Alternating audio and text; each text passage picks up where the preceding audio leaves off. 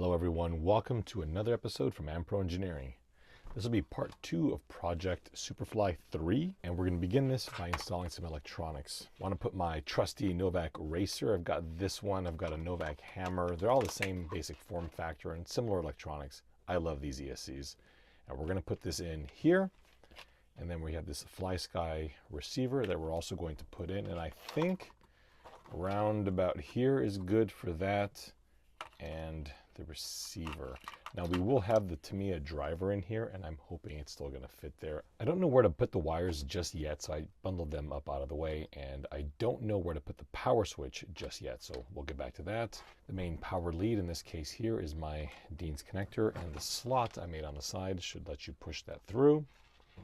Now I don't run very large batteries in these cars. I run these smaller 2200 milliamp batteries, and I mean, this car will run for a good 35-40 minutes easily. And you just jam it in here, theoretically. There you go. And you're all set. And usually I have a little piece of foam to prevent it from rattling around, but I don't run very large batteries. So that's why that's going to work out very nicely. So now that we've got all of the electronics installed, we might as well go and put the cage on. I think now is a good time to do this. I am going to shove these wires back here, and you'll notice a little slot right there and right there, and these will just drop straight into it. If you've purchased the Ampro roll cage, and there's two variants. There's the one that goes with the custom designed body, and there's one that goes with the stock Hornet. They'll drop right in here as is without any modification. Okay, so there we have it. That's all in. To install this, wait, I feel like that's, oh, yeah, okay. There's a little notch right here. Do you see that? Right there in the front tower. Once you screw it down, it'll be right in there. We'll use a 12 millimeter long self-tapping screw here, one there from the bottom. These three will be 8 millimeter long self-tapping screws. Here at the front, we will use, this really here doesn't matter. An 8 millimeter will probably look nicer, but if you have a 12, that's fine there. And these rearmost ones is where we're going to install the ball stud. And don't forget the 12 millimeter long one right there. Just before I drop down the ESC, I want to install the side panels because they're threaded in on the inside. Not only that, but we have an option. I've decided to be as ridiculous as possible and create some side pipes. Utterly useless. Useless. There is a version of these that don't have these holes, but then there's a version that does. Drop on in like that.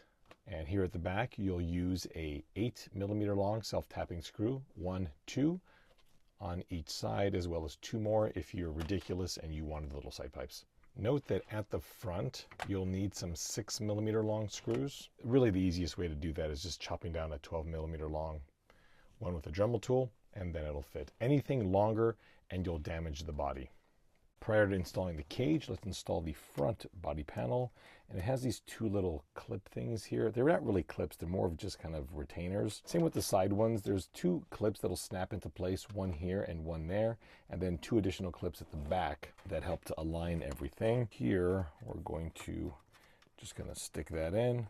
We're on the side, put that there, and you'll notice it's floppy, and that's okay, because it is held in when you install the bumper. So here we've got our Ampro bumper, which is actually not the one I had planned to install because I forgot to order it, and this is one that belongs to my friend. Thank you, Dustin. So that'll just go there, and then what you're going to do is run a machine screw straight through this to the other side and put in a nut, and you'll be set. If you do want to go this path, you have to drill this hole out here with a 3 millimeter drill bit. These 2 outer screws are designed to be machine screws, so you cannot self-tap into this. This is a 15 millimeter long M3. The center one is 20 millimeters long, and I've finished them off with a washer on all 3 endpoints, as well as a lock nut. You also note that when you're installing this piece here feels kind of wobbly, and that's by design. This part here that contains the center bracket underneath the in between the A-arms, not this part, but that is designed to be expendable. In the event of a hard impact, these arms are designed to fail versus anything on the chassis, which is significantly more expensive. I own many Hornets, and the ones that I've received that are a bit more on the battered side, almost every single one has this post here broken off of the chassis. That is why I went down this path. Next, add M3x8 screws up here, and then flipping it over, you're going to add a washer and a M12 in this point and this point. I was lacking on space. That's kind of why it is the way it is there. Not too thrilled with it, but it's going to work. I want to focus now on the standoffs that hold the battery door on. I'm going to use that piece right there. Sorry that it's a different color. It's because I had it on the shelf. This, I think, is a prototype. Yeah, the new version actually fits that nicely. And that goes there. Now you may be wondering, why didn't you just mold this in place? Well, again, what happens if somehow you snap one of these off? You have to replace the entire chassis. In this case, nope, just change that part. We'll install that with two 12mm long self-tapping screws. Perhaps I should have painted that later. Next, we need the adapter that will retain the upper part of the transmission. Now this is a very common AmPro part. I've once again just reused it here, and you'll see a lot of that. This part is susceptible to breakage in a hard rollover, and this way it is simply replaceable. We'll thread that in with two 12mm long self-tapping screws, and I don't know, kind of? Yes, that's how we'll do it. Please do make sure that you clean those holes out with a 2.5mm drill bit. And that is, again, the case. You must do that to every single hole, whether it's a blind hole or whether it is a through hole on this entire car. That is not going to fit. Okay, let me rethink this. This is all right. I just have to use a smaller screwdriver. Sorry about that. Okay, well, that's in. Let us install those ball studs right here. Remember, it's going to be at the rear mount, not the front one. Now is a good time to install the upper links. This is going to be roughly 45mm eye to eye. I cannot tell you how long the threaded rod has to be, simply because it's going to depend on the ball cup. Upper links are in. Now to install these steering rods. These are the tie rods. They are 60mm center to center. Cool. Radio is on and centered. Alignment looks reasonably good. I won't really know until the car's got tires. I feel like this one has to go out half a turn. That is fine for now.